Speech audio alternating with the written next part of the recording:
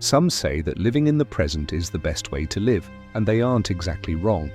Yet, I wonder if overindulging in the present comes with its own sort of side effects. In moments like these, I am always reminded of the saying, "Whenever you drift to any extreme, someone is bound to suffer."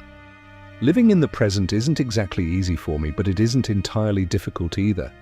Just like this, alternating between moments of joy and indifference, days have blurred into years.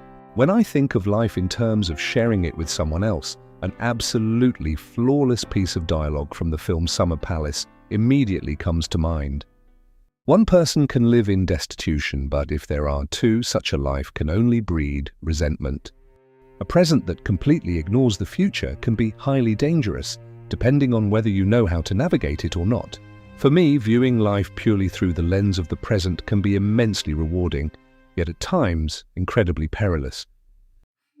Ikiru is a film about a man who overindulged in this exact kind of present. Looking squarely at his immediate reality, the protagonist lived for 30 years without a single change, merely existing, just getting by. He survived a mind-numbing life as an office clerk, devoid of any highs, lows, or fluctuations. It was the kind of life where you went to work, you did the work, you were endlessly busy, yet the work was never truly finished. Because he spent his entire life looking at nothing but the immediate present, living this way wasn't difficult for him. He never once paused to truly savor something as simple as an evening sunset. He was living a life that was essentially a way of being dead while breathing. At this point, the word present that I've been using all along, perhaps what I really mean by it isn't the present moment itself, but rather the act of becoming comfortably numb within a certain routine. It feels a bit vague now, yet perhaps this very vagueness is what makes it feel more like actual human existence. The protagonist is constantly busy. When you look at him, he is buried under towering stacks of paperwork, working so intensely that he barely has time to breathe. Yet, if you look at what he is actually accomplishing, he has absolutely nothing tangible to show for it. He is endlessly busy just protecting his own little spot. Though his life was entirely defined by this job up until now, the work held absolutely no meaning for him. He had simply grown comfortably numb in this routine.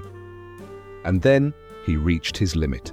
Without warning, the inescapable knocked on the door of a man who had lived blindly in the present, death. He learns that he has only 6 months left to live. Death was what came knocking at his door. For someone like me, death still feels somewhat distant. It feels much more likely that difficult losses will come knocking instead. Simple, easy losses don't possess the power to break through into our present. What is considered easy or hard, however, depends entirely on the individual. When such a knock arrives, someone who has spent their life completely numb in a routine is in no way prepared to face it. The protagonist was entirely unprepared. Facing death, he looks back at his past, only to realize that he had achieved absolutely nothing in those 30 years. Initially, he falls into utter despair. He tries to live the life he had previously failed to experience. A man who had lived in a lifeless present, blind to his own mortality, now searches for a way to truly live. What does it mean to live? What does it take to truly be alive? As he searches for answers, he ultimately finds his solution. He discovers a way of living that grants him the courage to face death completely raw. Yet you might look at the meaning of life he uncovered and think it is nothing at all. The painter and director Win P once said something regarding the painter and director Kim Maung-yin.